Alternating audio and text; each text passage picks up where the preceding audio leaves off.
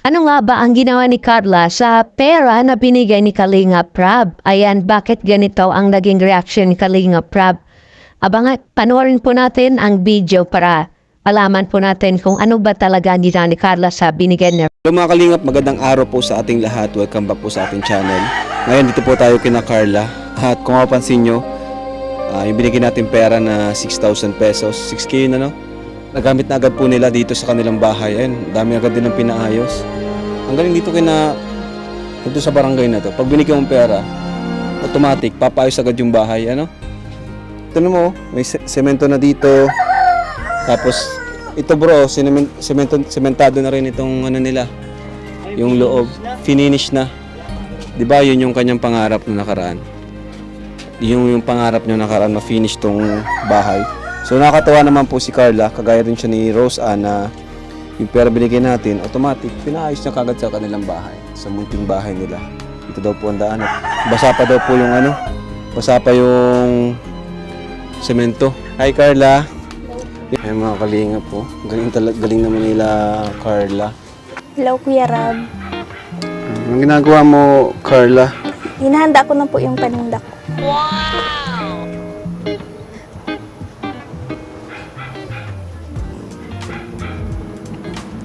Ano yun, kanina ka pa nagluto o katatapos lang ng niluluto mo? Katatapos lang po.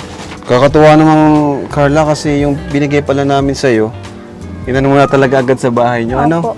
Pinabili ko na po kay mama ng semento po, Semento. tas plywood po. Talagang ano na, makinis na, no? Kailan lang yan? Ngayon lang? Opo. Sakto pala yung dating Yung namin. pagpanday po ng plywood kahapon po. Pagpanday ng plywood ka. Yung sa labas, nakita ko bago yung plywood nyo. Opo. Bakit? Ano na ba yung dati nun? Talagang ano na, luma na? Opo. Ano na nga po yung bakbak na, baraklas na po yun. Kumusta naman, Carla, kayo dito? Okay naman po. Okay naman. May pasok ka ba kanina? Opo, pinawi nga po kami at suspended na daw po yung klase. Half day Kasi lang may po bagyo, kami. ano? May Opo. bagyo ngayon. Tapos, mamaya ititinda mo yan. Opo. Grabe yung sipag niya, no, Carla?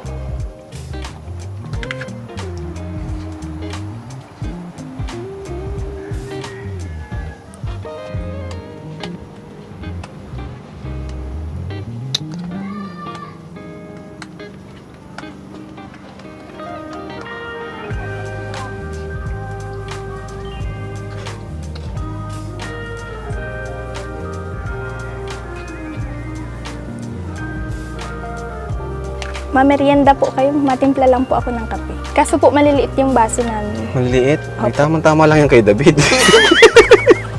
Napanood mo na ba, Carla, yung episode natin? First episode? Opo. Oh, maraming natuwa sa'yo. Daming comments, no? Thank you po sa pag-appreciate. Anong gusto mong sabihin sa mga viewers, na mga nakapanood nun? Mga na-inspired sa ginagawa mo? Sana po sa mga katulad kong estudyante, ano po, tiyaga lang. Hindi naman sa lahat ng oras palagi tayong nasa baba. Ano lang, kailangan lang natin manalig din sa Diyos, tapos lang, sipag lang, tapos tiyaga para matupad mo yung pangarap mo. Bibi, halika, dali, pasok, Bibi. Halika, dali, pakilala kita kay Kuya Rab, dali. Na, Bibi.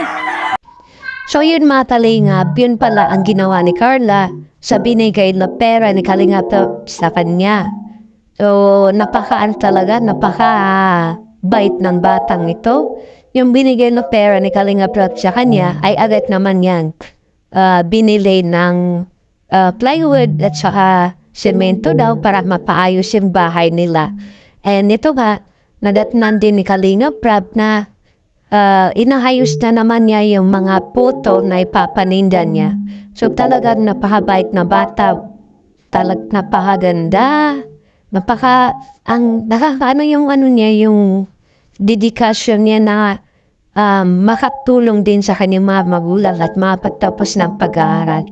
Kaya nakakahanga ang isang tulad ni Carla na talaga namang ginagawa ang lahat at hindi nasasayang ang itutulong sa kanya.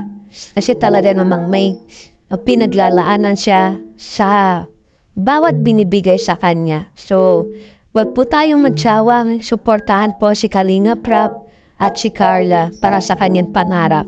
Ayan, so yun na yun yung masasabi ko na talagang grabe, nakakaantig ng puso yung mga pinapakita po sa atin ni Carla. So yun lang po yung masasabi ko. Maraming salamat po sa mga kaibigan po natin.